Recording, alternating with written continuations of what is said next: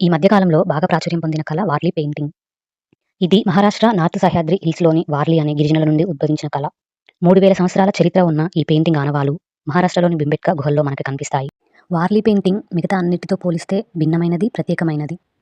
దీనిలో పురాణ గాథలుండవు, కల్పిత కథలుండవు, రంగుల చిత్రాలు ఉండవు. ప్రకృతితో పెనవేసుకున్న బంధాల్ని, జీవన విధానాన్ని, సంస్కృతిని వ్యక్తపరుస్తూ ఒక విజువల్ హిస్టరీలాగా కళను ఆకట్టుకుంటుంది ఈ పెయింటింగ్. కేవలం 2 రంగులను వాడుతూ ఈ పెయింటింగ్ వేస్తారు. ఎర్రటి మట్టితో అలికిన గుడిసెలు, గోడల మీద బియ్యపిండితో చేసిన తెలుపు రంగును ఉపయోగించి ఈ చిత్రాలు వేస్తారు. ఈ పెయింటింగ్‌లో ముఖ్యంగా రోజువారీ పనులు, పండుగలు, పూజలు, వ్యవసాయ కార్యకలాపాలు, నృత్యాలు, పెళ్లి వేడుకలు, వేటకు సంబంధించిన దృశ్యాలు కనిపిస్తూ ఉంటాయి. ఈ సన్నివేశాలన్నింటినీ సర్కిల్, ట్రయాంగిల్, స్క్వైర్స్ వంటి జామెట్రికల్ షేప్స్‌ను ఉపయోగించి గీస్తారు.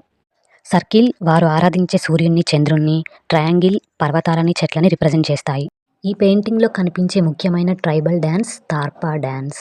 సర్క్యులర్‌గా ఫామ్ అవుతూ ఈ నృత్యం చేస్తారు. ఇలాంటి అరుదైన పెయింటింగ్‌ని 1970స్‌లో గుర్తించి అభివృద్ధి చేయడం జరిగింది. ఈ పెయింటింగ్‌కి 2011లో యునెస్కో ఇంటాంజిబుల్ కల్చరల్ హెరిటేజ్ లిస్టులో చోటు దక్కింది. 2014లో జీఐ ట్యాగ్ కూడా లభించింది.